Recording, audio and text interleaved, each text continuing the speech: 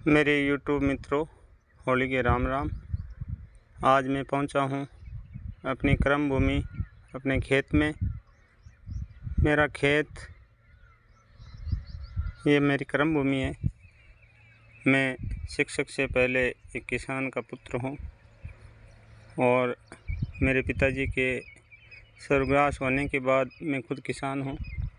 तो किसान को अपने खेत में आते रहना चाहिए। खेत में आएगा तो खेत की देखभाल अच्छी तरह से हो सकती है। देखो, ये हमारे खेत के बीच में पानी का टांका बना हुआ है, जो मेरे पिताजी ने मेहनत करके बनाया था।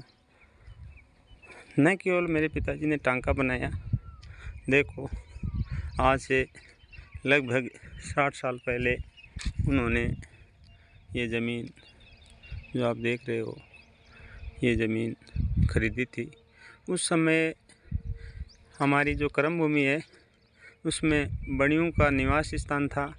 बड़ियाँ ज़मीन से थक गए तो ये पूरी की पूरी ज़मीन, लगभग 400 बीघा ज़मीन हमारे परिवार को ही दे के गए थे। तो उसमें से लगभग ये 40 बीघा ज़मीन हमने खरीदी और उसके बाद में मेरे पिताजी ने आज से लगभग 30 साल पहले ये 20 बीघा ज़मीन, जिसमें ये टांका बना हुआ है, और ख़रीदी। तो मेरे पिताजी इतने मेहनती किसान थे। न केवल मेरे पिताजी, मेरे परिवार के सभी सदस्य बहुत ही मेहनती रहे हैं।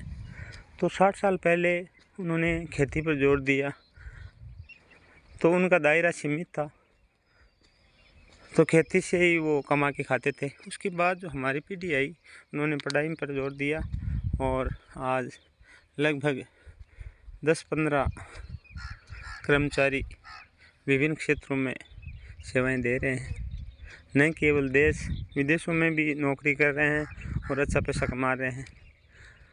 आज मेरे YouTube को विदेशों में भी देखा जा रहा है। संयुक्त अरब अमीरात और सऊदी अरब में भी कुछ लोग मेरे YouTube को देख रहे हैं।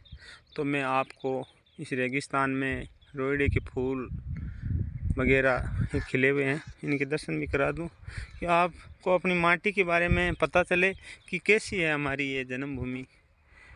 हमारे इस रेगिस्तान में लोगों का जो जीवन है वो बड़ा ही जीवट रहा है। यहाँ लोग मतलब न केवल अपने लिए नहीं जीते, ये दूसरों के लिए भी जीते हैं और अच्छा कार्य करते हैं।